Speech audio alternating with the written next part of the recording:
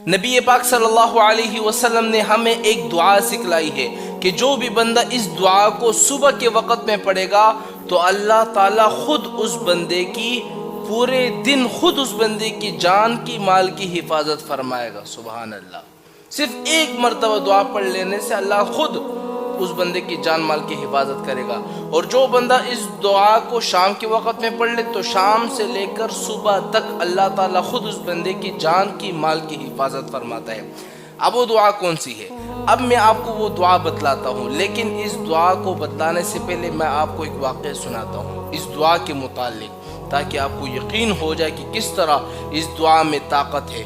ایک دفعہ حضرت ابو دردہ رضی اللہ تعالی عنہ کے پاس ایک شخص آیا اور اس نے کہا کہ اے ابو دردہ، تمہارا مکان جل گیا ہے۔ حضرت ابو دردہ نے کہا کہ نہیں جلا، نہیں۔ دوسرا شخص آ گیا، اس نے کہا کہ ابو دردہ تمہارا مکان جل گیا ہے۔ اس نے کہا کہ نہیں جلا۔ تیسرا شخص آیا اور تیسرے شخص نے آ کر کہا کہ ابو دردہ، آگ جل رہی تھی لیکن جیسے ہی تمہارے گھر کے پاس آگ پہنچی تو وہ آگ خود بخود بجھ گئی۔ حضرت ابو دردہ رضی اللہ تعالی عنہ نے کہا کہ میں جانتا تھا کہ ایسا ہی ہوگا۔ اب لوگ حیران ہو گئے کہ آپ کو کس سے پتا؟ آپ غیب کا علم جانتے ہیں کیا؟ کہ آپ اللہ ہے جو آپ سب کچھ جانتے ہیں؟ کہا کہ نہیں، میں جانتا تھا کہ میرے مکان کو کچھ بھی نہیں ہو سکتا۔ کیوں؟